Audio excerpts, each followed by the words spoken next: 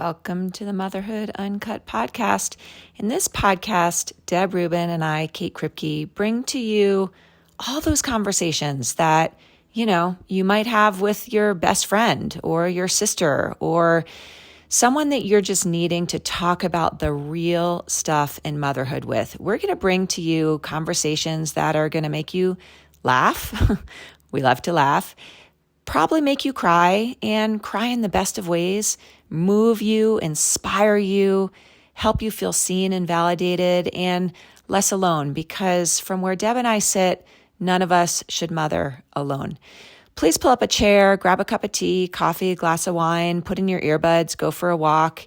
And if you are inspired by these conversations, both conversations that Deb and I have, just the two of us, and also really incredible interviews that we have with other experts and specialists in the field of mental health and maternal well-being and women's health. If you find these worthwhile, please share with a friend, because the reality is we really want to make sure that those moms out there who need a community and who could be uplifted or supported in any way that they find us. So thanks for being here. We cannot wait to mother with you.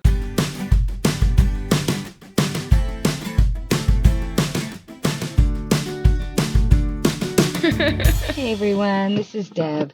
This week, Kate and I got to interview Alison Rothman. Alison is a coach, a guide, a mentor, an emotional doula, a teacher, and an advocate. She has a company called Embodied Life, where she believes in the power of transformation through the somatic experience. She has created the most incredible program for women and men and is here to share with us her story. She's all these incredible things, and she's also a single mom raising a boy in this world alone. And today, Kate and I got to do a really beautiful deep dive with her around her experience, how she has transformed from her grief and her pain into something really magical. It was a really special interview, and we hope you enjoy it as much as we did. As always, thanks for listening. All right, listeners, it's Kate, and my fall Healthy Mom Bootcamp is out. It is ready for you to come sign up. We're going to be starting on September 11th. This is 8 weeks of really supportive content that is going to help you really have access to, understand, and begin to integrate exactly what you need to increase your health and well-being, your maternal health and well-being.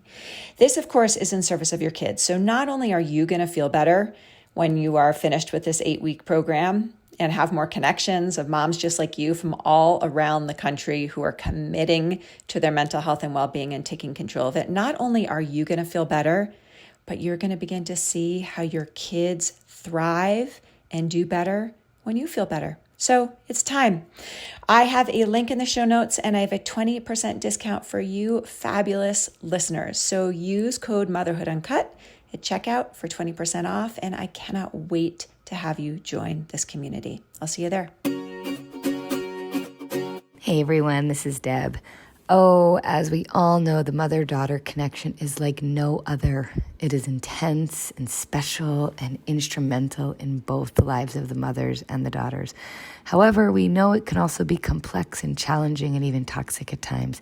And when suddenly understanding your daughter can feel like the biggest challenge ever, we can feel scared and alone and disoriented. But I'm here to help. I have just launched my fall workshops, and I have a few different options, which I'm really excited about. You can check them out on my website at motherdaughterjourney.co.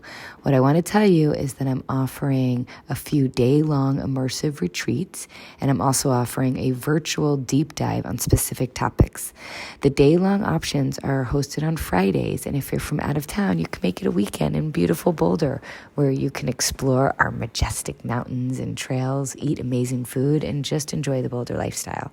Please do not hesitate to contact me with any questions. If you go to my website, again, motherdaughterjourney.co, you can schedule a free information session, and I really look forward to hearing from you. Have a beautiful day. Happy podcast day, Deb. Thanks. Happy podcast day. So there's giggles in the background because we're all having a funny day. Well, and tech. We just are constantly muddling our way through tech. We have an amazing guest today, Miss Alison Rothman. She is an old school Boulder woman that both Kate and I have known for a really long time. She is many, many things that we're gonna learn about on this podcast. But the reason we brought Alison on mostly is because she has taken some hardships in her life and turned them into teachable environments for women to thrive. She is really a leader in our community of supporting other women, and she is a single mom that is figuring out how to do it on her own, raising a teenage boy. And so, with no further ado, Alison, welcome. Thank you. I'm like kind of tearing up. Who knew? Oh, good. We have a way of making people cry. It's In the best of ways. Is. It's wonderful to be here. Thank you both for having me. So Thank you for taking the time out of your life to come here. yeah. So we always like to start with, tell us about you. Who are you, and what do we get to learn about you today? Okay. Well, Such a big. it's a huge question, and yeah, I mean, there's a huge history, as to how I ended up in the field that I am in. But given that this is, a podcast about motherhood per se, we'll begin with my son is now 14, and I had him in the context of a very abusive, very unsupportive relationship. And that lasted for like 5 minutes. So by the time my son was a year, I was on my own with him. And and we stayed on our own for 11 years. And honestly, most of those years are a blur. I don't, I feel like I just had to get through, had to kind of put on this hat and just do what I needed to do to get through. Really challenging couple of years when he was little, because not only was I a single mom, but I was a single mom of a kid with special needs. Yes. So that was a whole other added element, and, was still navigating this, trying to co-parent with somebody who is narcissistic and abusive and, with no money and, in a very affluent community. So it was constant, mirrors back to me of how hard it was, seeing my peers, I know everybody's got a story of when their kids are little, and that it's not like this cakewalk by any means, but I felt very isolated and very alone during those early years. I was living in affordable housing and had food stamps, and I was just like really literally trying to just keep a roof over our heads and food in the fridge, and and keep my kid in school. So, my son, when he was at Whittier, it was a disaster, and I ended up having to pull him and had this huge fight with the school district to get him placed into a special program. And, it was just every day, like, am I going to get called to come pick him up? Like, what's going to happen today? Can I get him out the door? Can I even get him to school? So, that was pretty much how the early years went. Yes, things morphed and shifted as he got older. But, Deb heard me on the phone with him today. He's still not easy, he's still a challenging kid. And yes, I am partnered now and have been for the last year and a half. Yet that imprint of all those years of doing it alone, greatly, they had a tremendous impact on the nervous system of my household. And, on the positive, my son and I have this incredible bond. It was just he and I for so long. And And that is something that I cherish and am constantly just reminding him of, let's see. It's tearful. It's really, gosh, that was, our kids went to elementary school together. And so I met you in those early years at Whittier. Whittier is our local elementary school, or one of them, where our kids went. And it's really interesting to hear you just do a big, broad stroke overview. And I didn't know you in the very beginning. Yes. I don't see as much of you now as I would like, but I do know that you've sort of found this great partner and things have shifted. I want to go back for a minute, and because one of the reasons, along with really having you talk about your work and how you've sort of brought all these hard times into your current day and really turning them into powerful things for other women. One of the reasons we wanted to bring you on here is because of this whole experience of being a single mom. And I think I want to just kind of acknowledge in the beginning of this podcast today that there are a number of reasons why someone might be a single mom, right? Some people might choose to have a child by themselves and be a single mom. Someone could be a single mom because their partner dies, right? Someone could be a single mom because they have sort of a mutual parting of ways with a co-parent, and it's, a sort of you're co-parenting. You're not living in the same house, but you're co-parenting distantly. And then your experience is that you had a child with someone who was incapable of co-parenting with you. So not only did you essentially have like a technical co-parent out there, but that co-parent wasn't capable of co-parenting. And so I'm hoping that our listeners in all of those different areas can sort of see some of themselves in your story. But I think that's really significant to acknowledge, is that you pretty soon after giving birth to Kai, you knew that you were going to be raising this kid by yourself. Yeah. And so not only were you doing that, but you were, I'm imagining, grieving the loss and the trauma that came from that relationship that was so problematic. Can you just speak to that for a minute? That like dual, you're treating your own, you're managing your own distress and your own trauma, and you're also raising a kid all by yourself. Yeah. It's a good point, because one part that I wanted to bring in is that there are so many different types of single moms, and there are plenty of people who divorce. They may not get along, but they get this fat check every month, and that is helpful, right? So my situation was, I married somebody that I knew I probably shouldn't have married, but it was what I thought I needed to do at the time of my life, because I was 33 and, time was ticking. And so when I chose to separate from Kai's dad, it was a moment of declaring that I would not live in an abusive relationship. I would not raise my child in an abusive situation. There was one particular incident, and I was like, I'm done. That is it. So the grief that came up after was more about not losing him, because I really literally couldn't stand him, but it was more of not having that family unit. Yeah. Like that, and still it strikes a chord. I actually we were at an event last night for the mountain bike team, and my son had a really hard time there, and I felt really uncomfortable because we're not used to doing stuff like that. And I brought him into my bed last night. We were just laying there, and I was just recognizing that we spent all those years in isolation.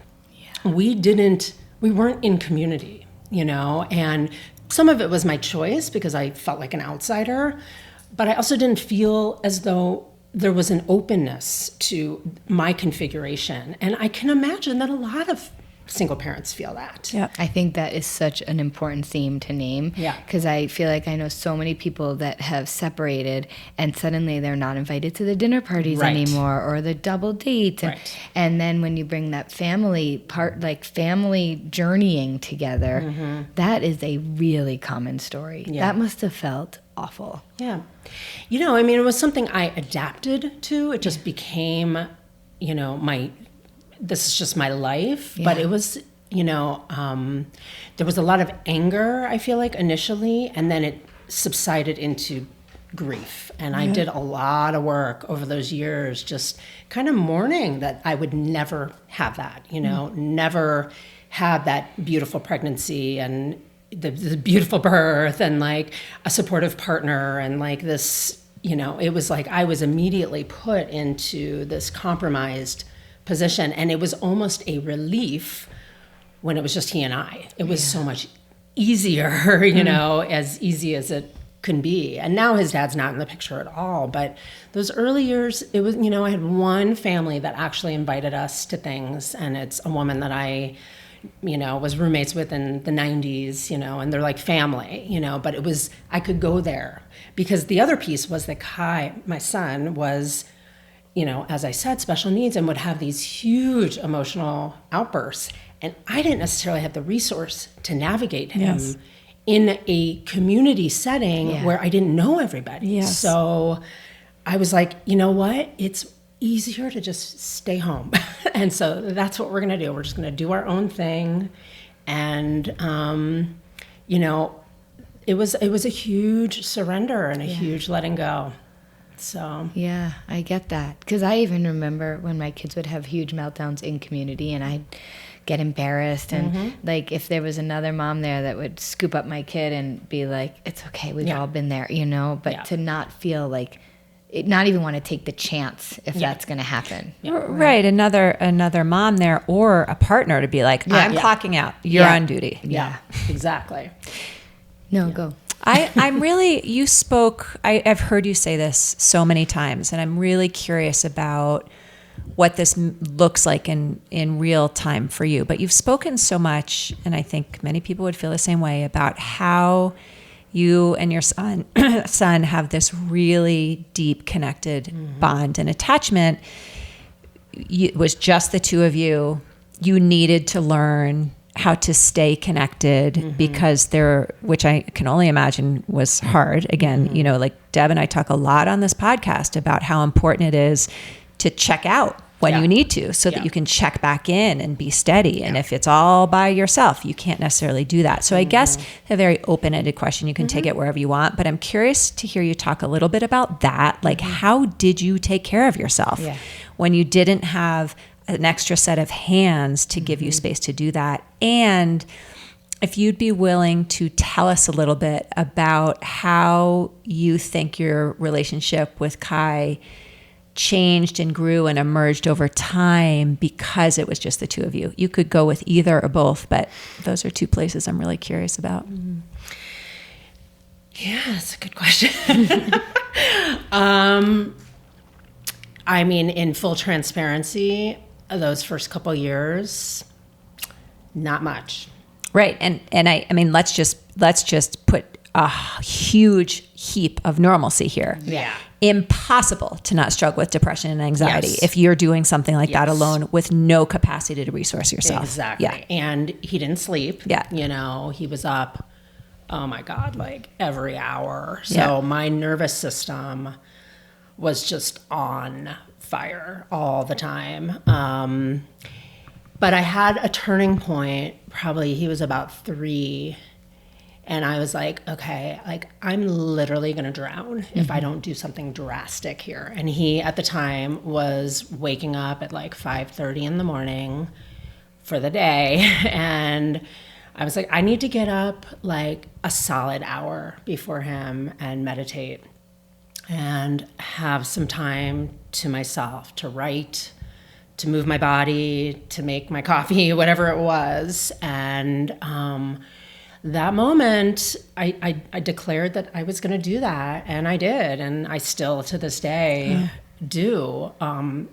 Has it always been easy? Absolutely not. I mean, there were many, many mornings, especially in those early years when I was like running on fumes, or I just absolutely cannot. But I knew, I started to feel myself coming into such deep alignment with myself, and to come, I was like, oh, there I am again. Wow. I'm in my body again. I am like anchored in something. I'm not like grasping throughout my days.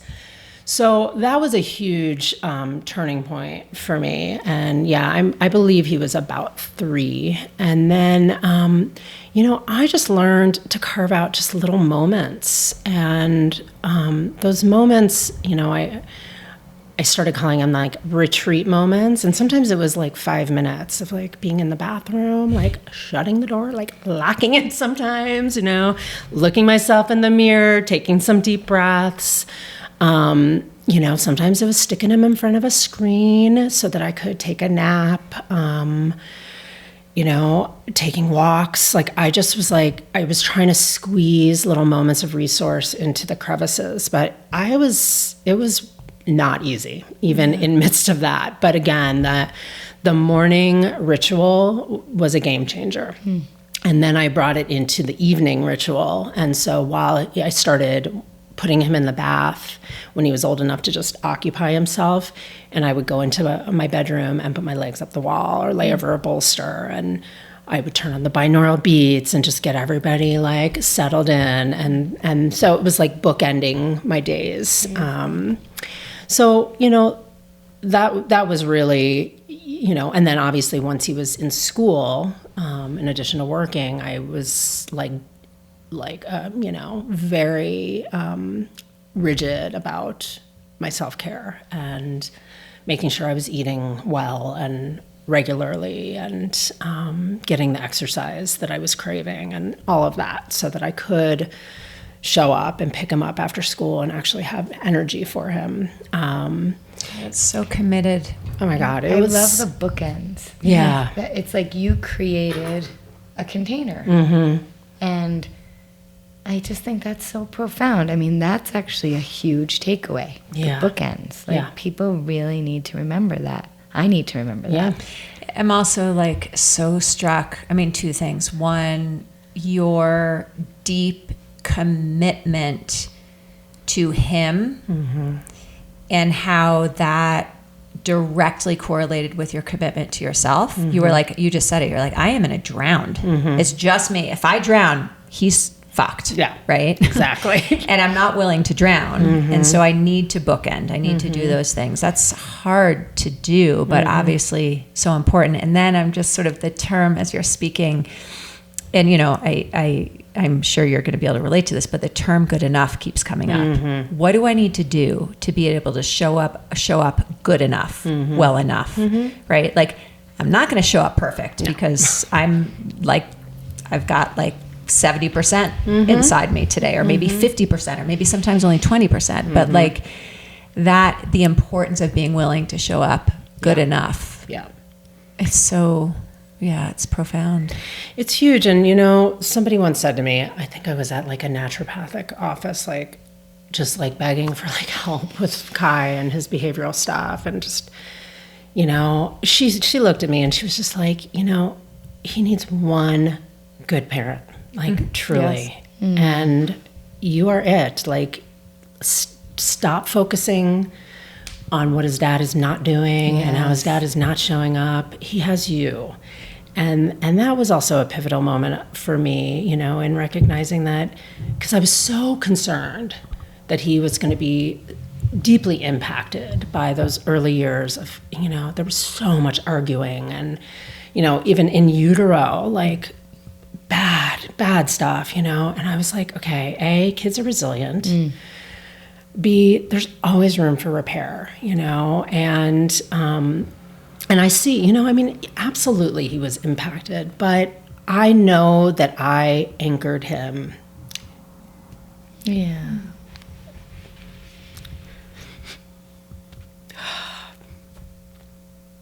So, gosh, that's all we want to be able to do, you know?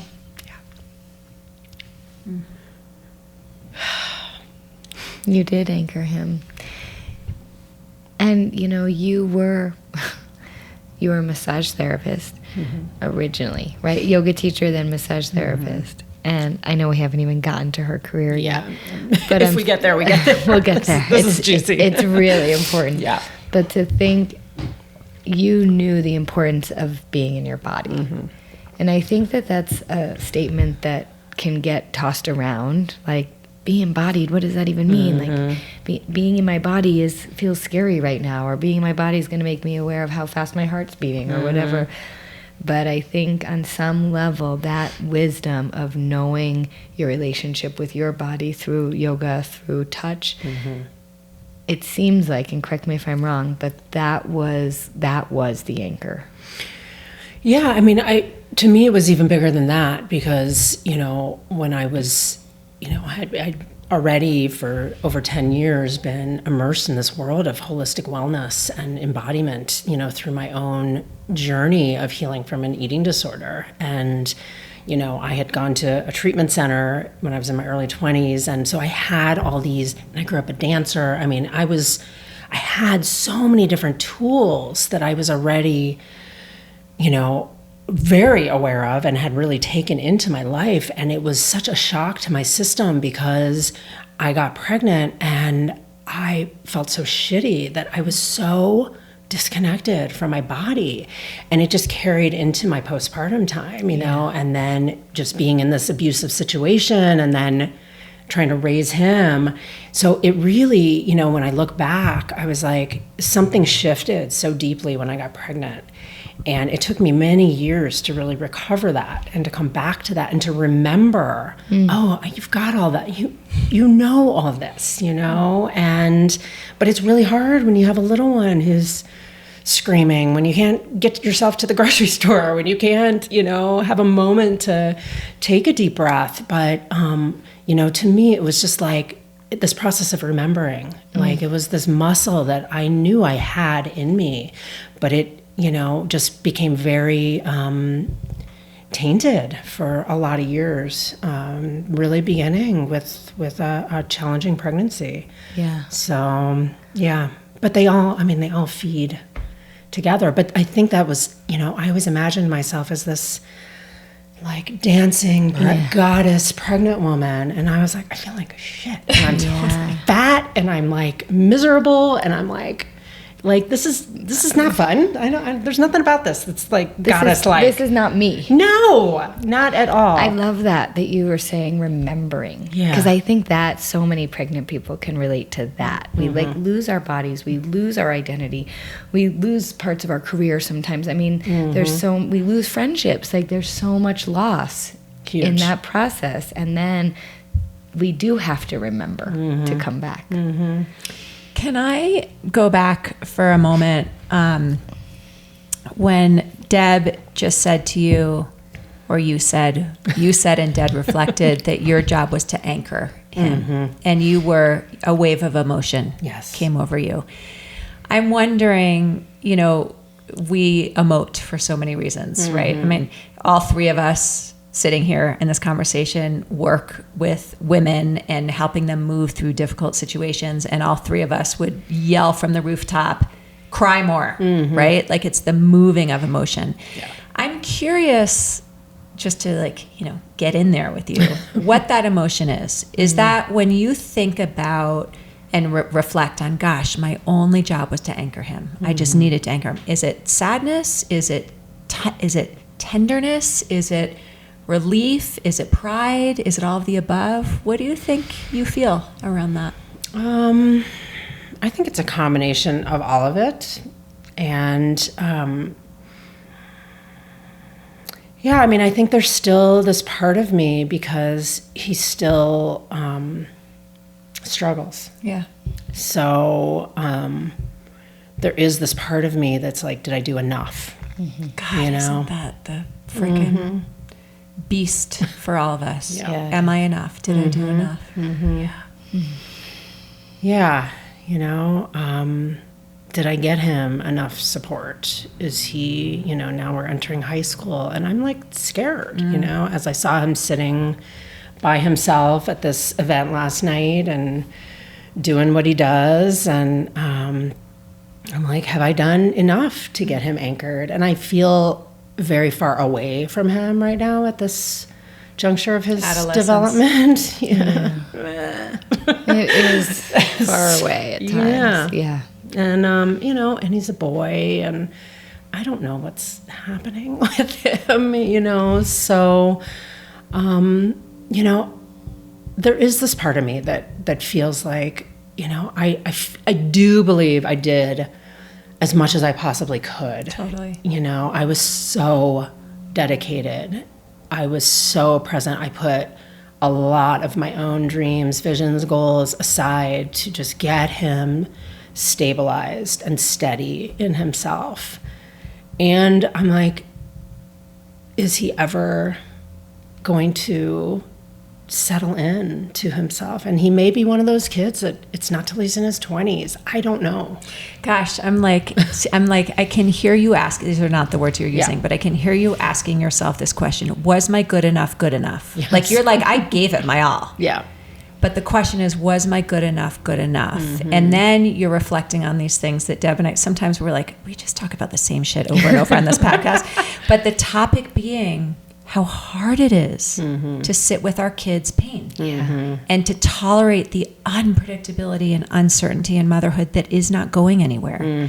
And that's really what you're speaking to. It's like you poured all of yourself into the first 14 years of this kid's life, and you will continue to do that.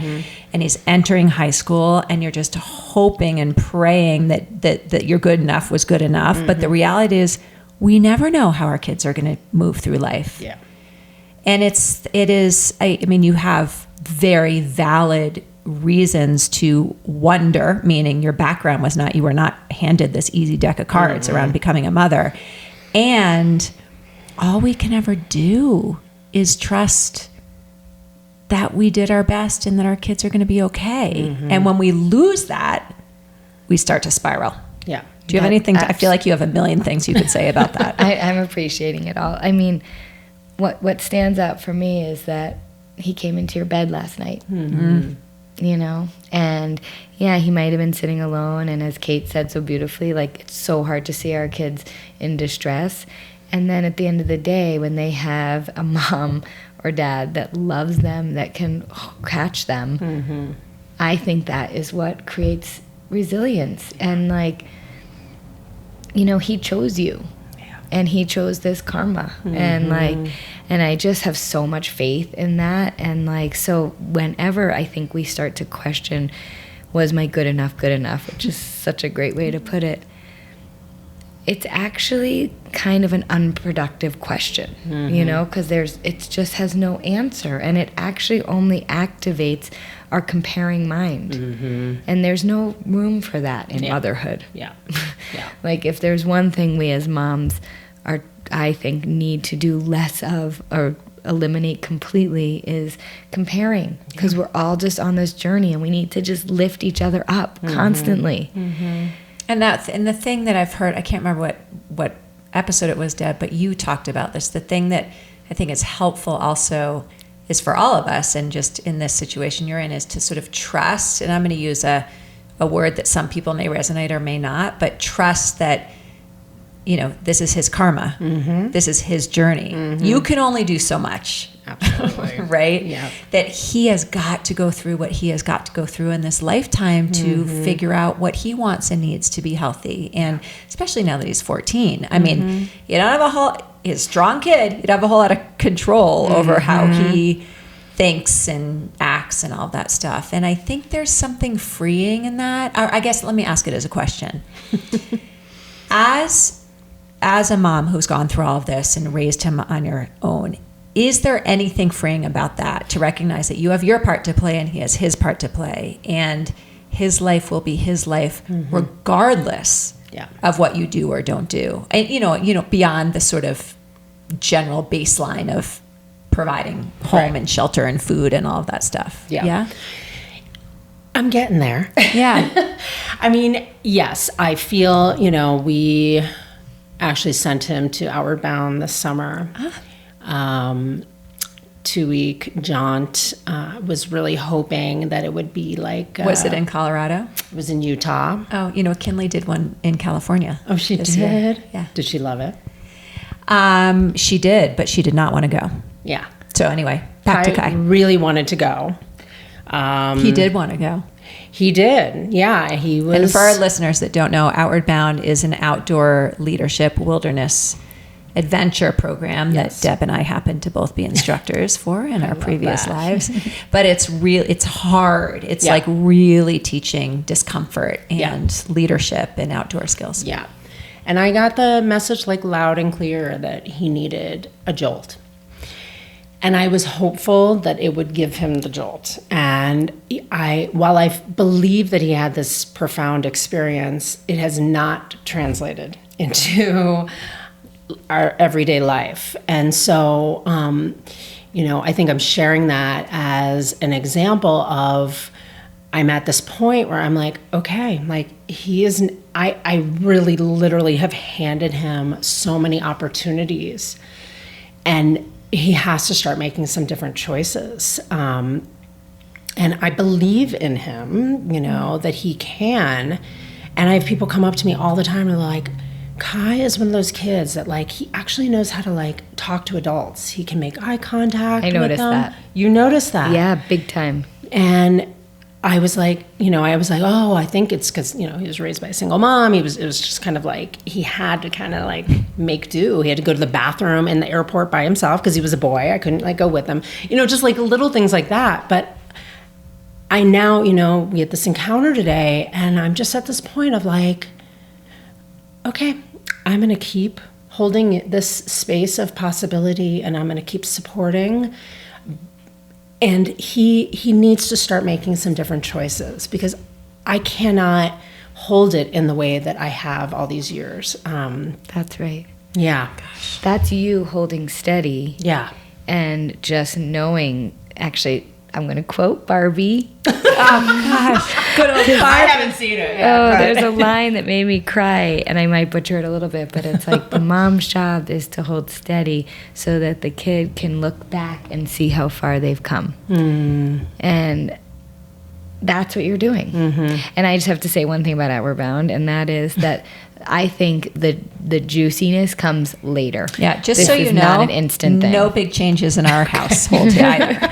Yeah, they don't come back different people, but like later they will reflect, and it might even be 10 years later, but that's the stuff that's in their body, and that they're gonna like come back to and tell a story.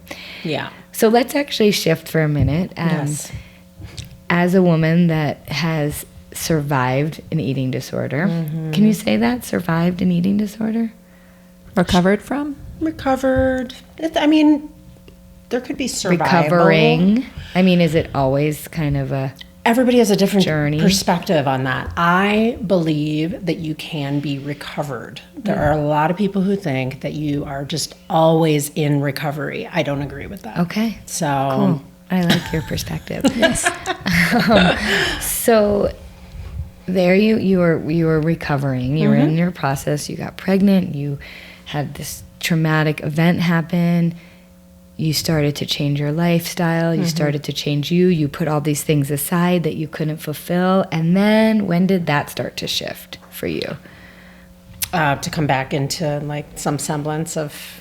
Well, when you went, didn't you go back and get another degree?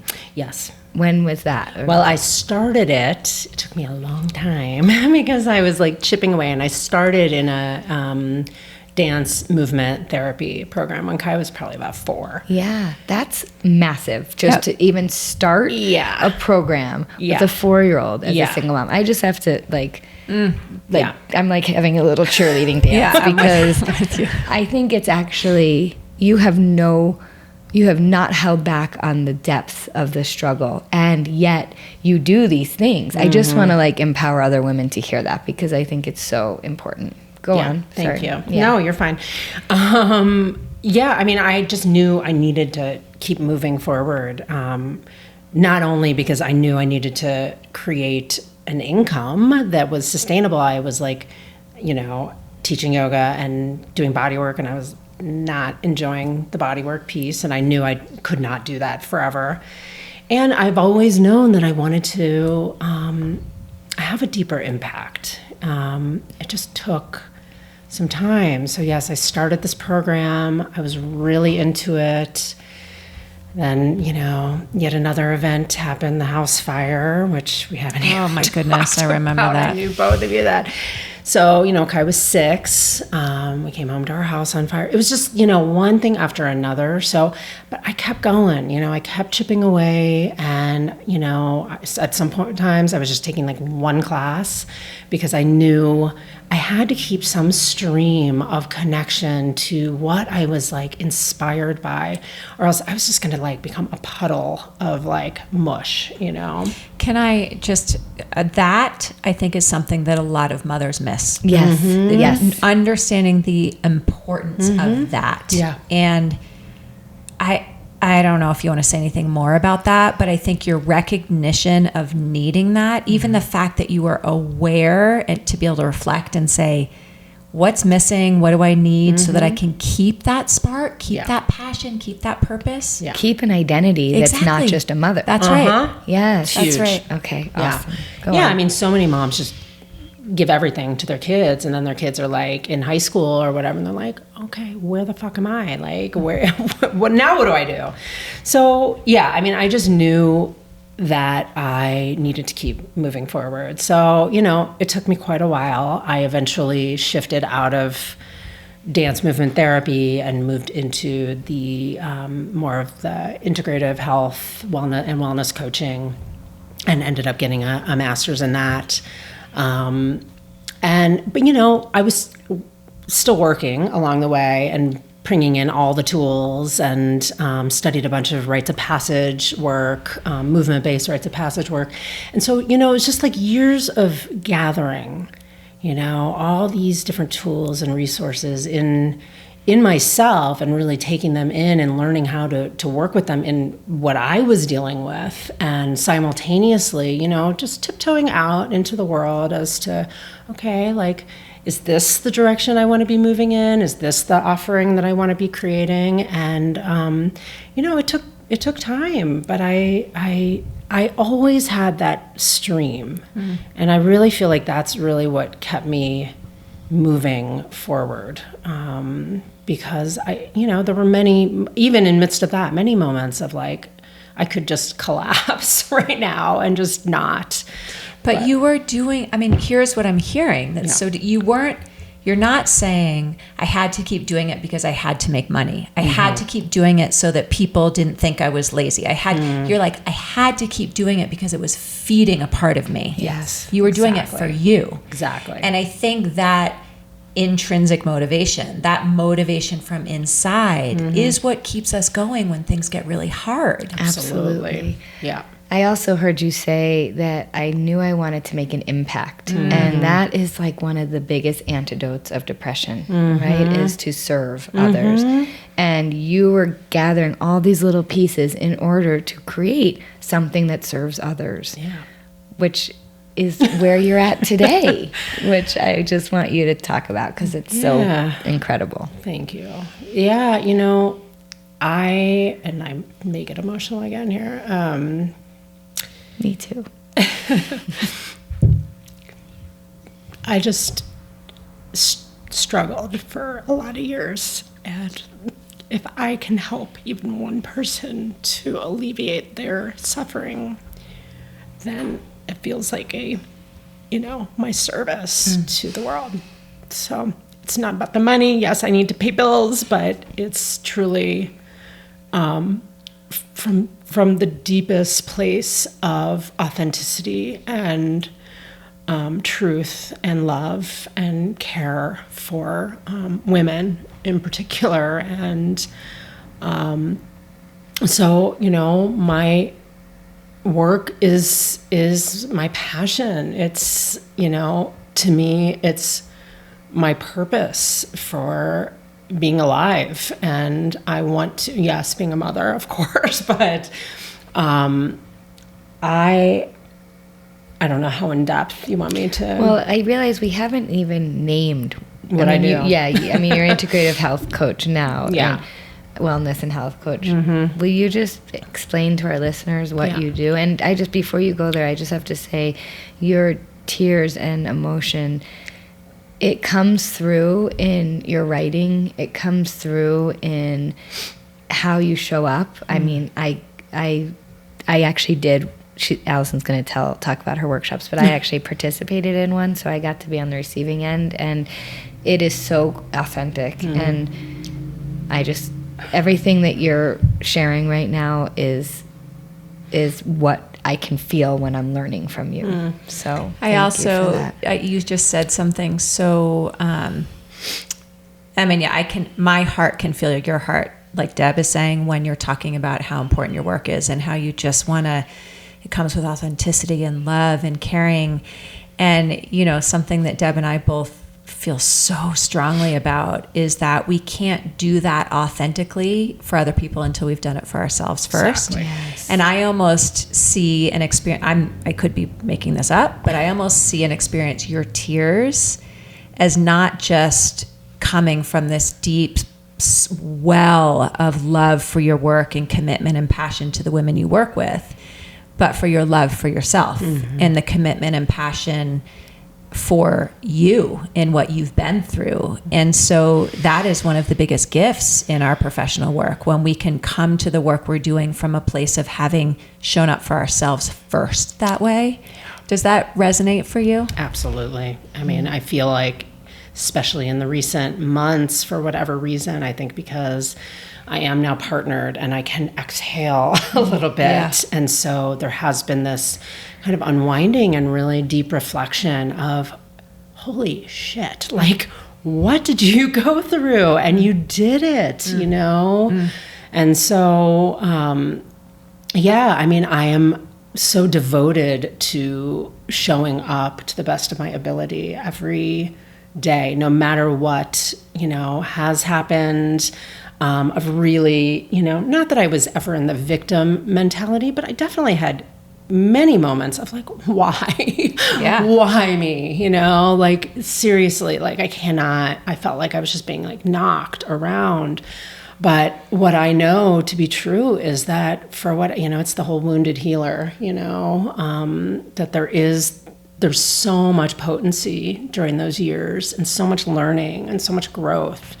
And so, I really feel like I have, I do. I mean, I cry with clients all the time because I feel so deeply these traumas and dramas and struggles that people are experiencing. And, so I have, what to call my work has always been a challenge. But I have, I created Embodied Life many, many years ago, before the term embodiment became so like overused and cliche. And it really... You can own it.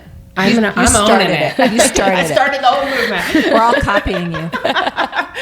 I mean, so, it was really birthed from this place of how can we embody our lives no matter what is going on, no matter what is happening. And to me, embodiment is about bridging the gap between, all the different fragments of ourselves and coming into this deep alignment of truth. And that's obviously in our bodies.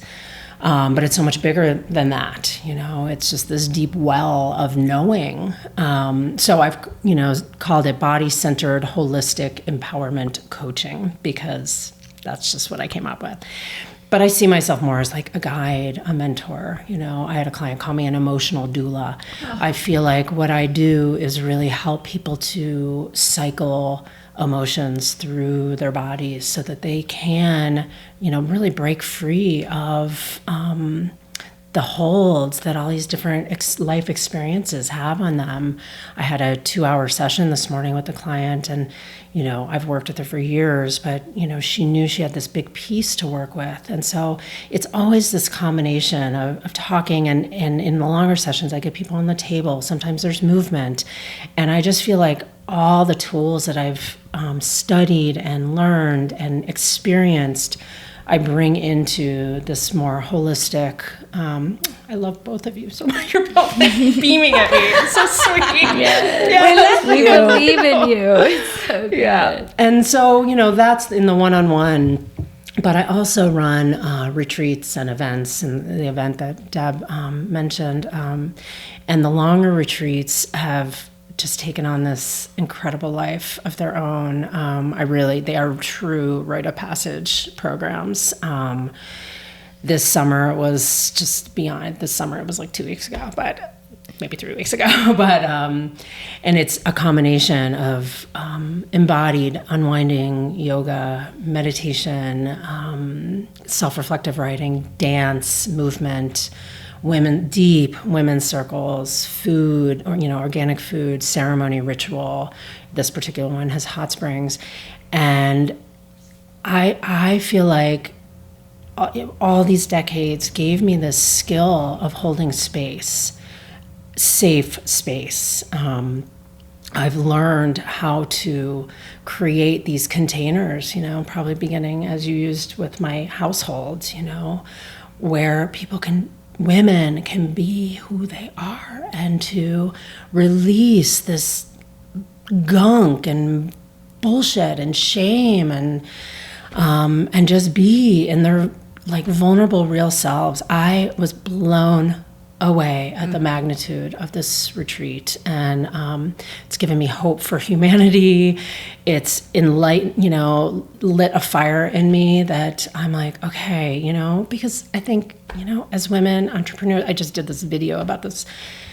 The self-worth piece is so huge, and I really struggled with it and I think it stemmed from being a single mom all these years. There is this stigma that like there's something wrong with us. Yep. Yeah. And if anything, we're fucking heroes, Yes. raising a child Hallelujah. alone. So, just to bring that, now it's like, okay, I've got that in my personal self, my body. This is what I know to be true, but to actually bring it into a more public view has been a whole other ball game. Courage. And one thing I'm just really appreciating about you and your work and what you, I think, do for other women is to be unapologetically you. Mm-hmm. And so cheers to that. I actually think as we wrap up, it's so perfect. It's such a perfect full circle statement, because I think we started our conversation today about how it can feel, you were in this relationship, it wasn't working.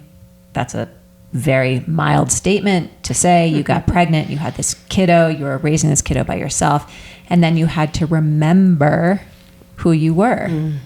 And that this, you've shown up here in this podcast today very unapologetically you, willing to just let yourself feel and speak to whatever's coming up. I think that's super moving. I think Deb and I used to say, I can't remember who I said this to, but I was like, all you need to do for me to like you is cry with me. Because the moment you cry and show your true heart, I'm going to fall in love with you. And I think our listeners probably feel that from this conversation today, because it's so easy to feel like we have to hold it together and present a certain way. And you've been unapologetically you today as well. I hope that our listeners get a taste of that so that they can reach out to you and sign up to work with you and know what that will feel like. Because I think it's rare to have a provider that's so unapologetically themselves.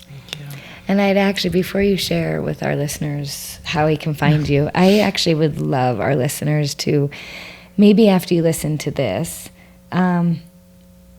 take some notes on what you need to remember about yourself. What are you missing? What are you, what part of you needs to come back that is an important part? And just see what happens. I love that. Where can we find you? in your office. My website is embodymylife.com. And I am reluctantly active on social media, on Instagram, but have really done it in my own way. What's your Instagram handle? At embody _life. We'll put it in the show notes. we will put it in the show notes. I think that's it. But my website is... And you have a podcast. I do. It's, if I had both of you on, it's in flux.